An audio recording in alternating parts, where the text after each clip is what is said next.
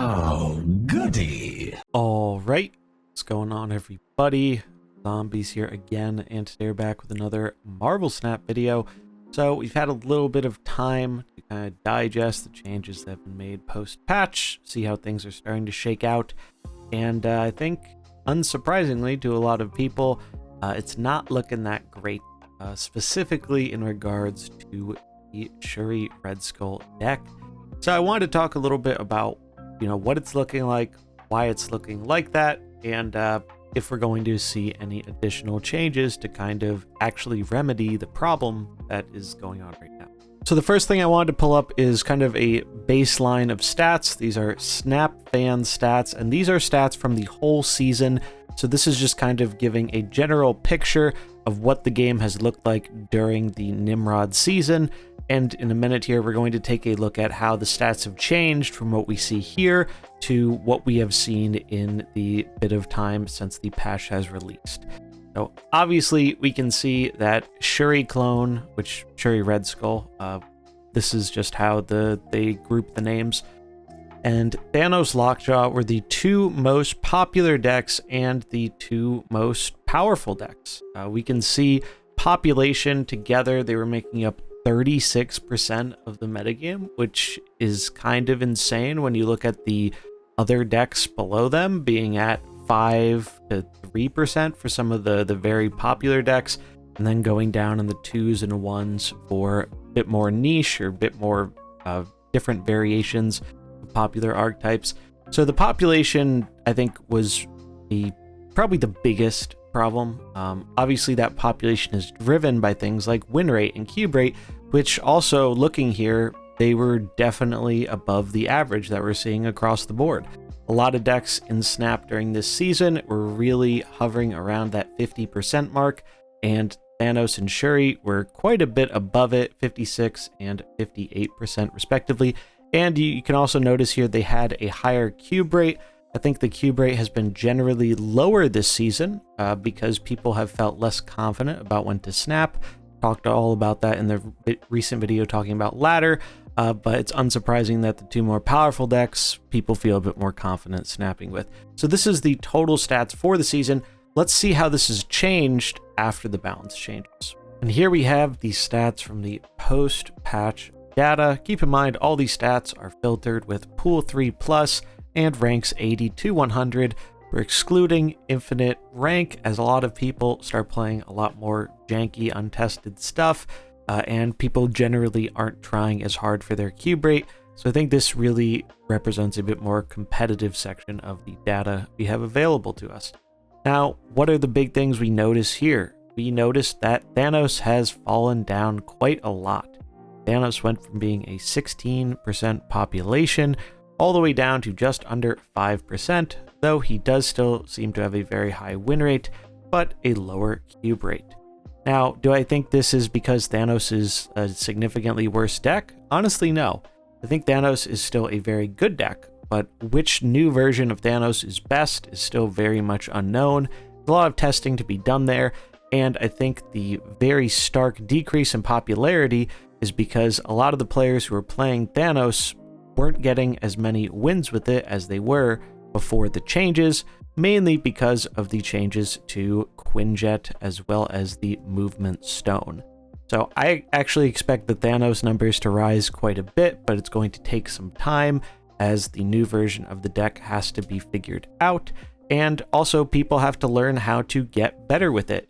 The old version of Thanos was very forgiving for making mistakes due to the mana cheating with the stones, as well as being able to use your Lockjaw more freely and to use the movement stone to take advantage of locked down locations. So because of that, it was a lot less punishing if you made a mistake, whereas now it seems the deck is a bit more punishing and we aren't as sure on what the best version of it is. But we might notice here that Shuri doesn't seem to be impacted by these changes very much at all. So what is the reason for that? Well, the reason for it is because the Shuri deck arguably got buffed and not nerfed. So what ways did they change the Shuri deck?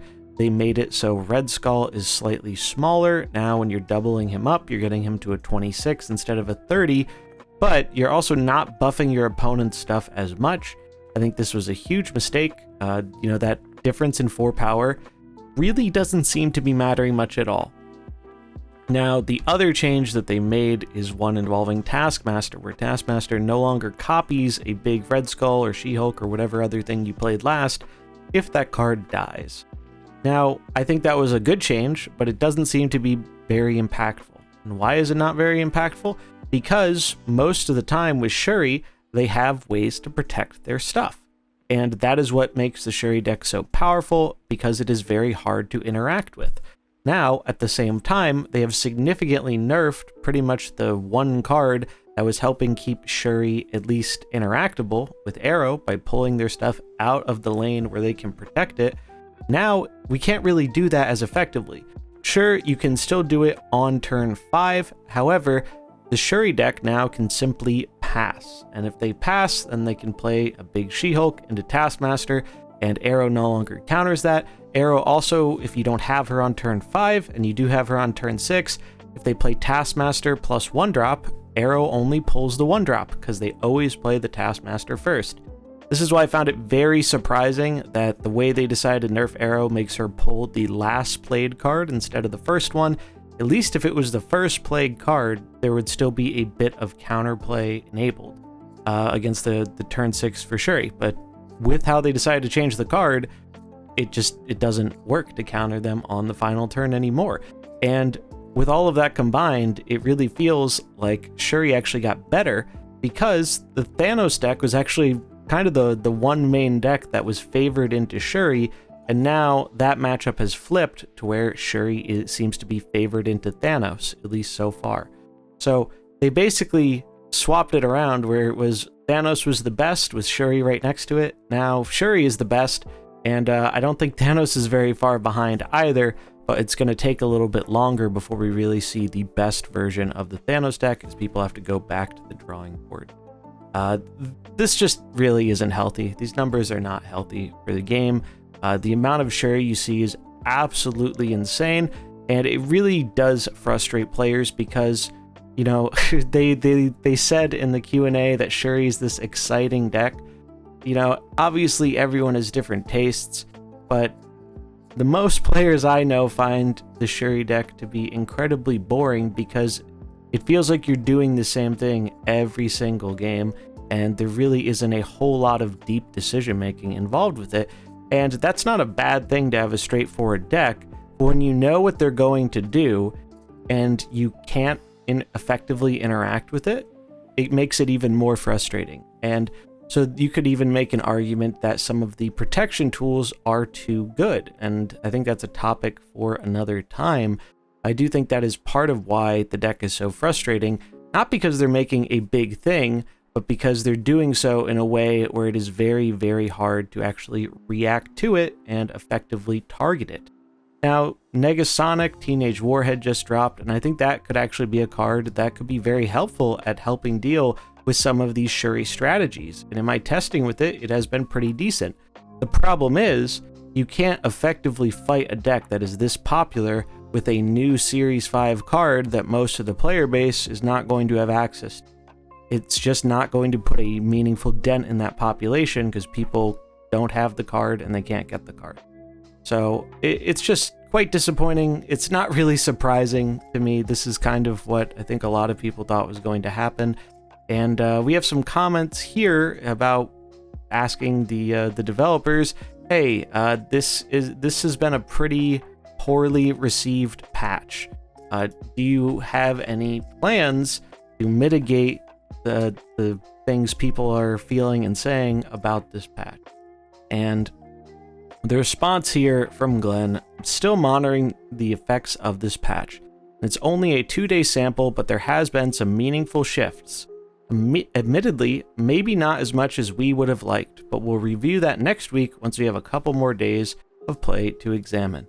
Now, obviously, you do have to give some time to see how things are going, but I mean, he even says it himself here that things really aren't shifting quite as much as they would have hoped or would have expected. And they really need to do more. I mean, that's really all that needs to be said about it. I think they do need to do more. They talked about it in the Q&A that they are able to do the over-the-air changes, so they can do more changes without waiting for a patch. But they really do need to do something, because we're going on, the third week of the season, and it's really looking like most of the season is just going to have been a Thanos and Shuri simulator, and now really just kind of a Shuri simulator until things get more figured out and popularized with the new version of Thanos, which I don't think anyone thinks is super ideal.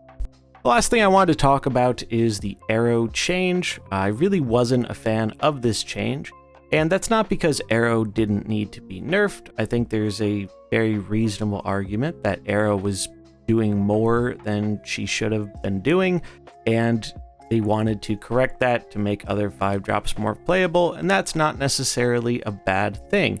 But I do think the way they did it was very heavy-handed, and especially looking at how they adjusted Shuri by comparison, it really strikes me as strange. They took such a drastic measure with Arrow while giving Shuri the lightest of touches possible. I talked about this before on stream. I said if Arrow got hit really hard without them significantly hitting Shuri, it would make for a very bad experience, as Shuri would explode, and that seems to be what's happening. I think Arrow's popularity was a symptom of a larger problem with the game. And that problem is the game has been going very heavily into a point slam direction. And what is point slam? Point slam, you're just trying to slam the biggest things on the table. And it feels like for a little while now, that's kind of the direction the game has been being pushed towards.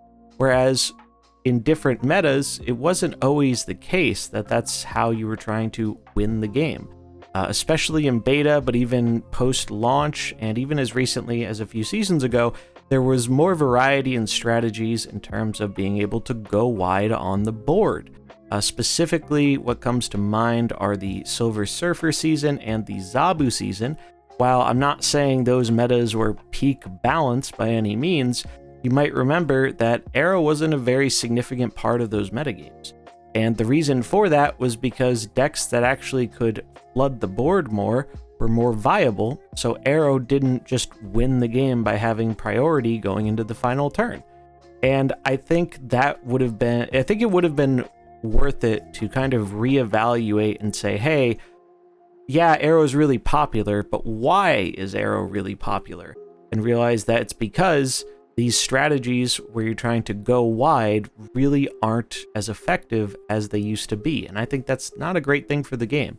Now, does that mean Arrow needed to not be changed? Probably not. I think that it's not unreasonable that they changed her, but I do think the decision they made with her is very heavy-handed, and it's especially baffling seeing them choose to move the last played card instead of the first played card for the Shuri matchup.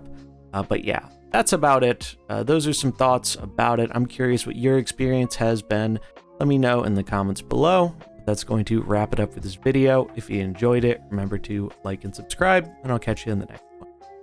Peace.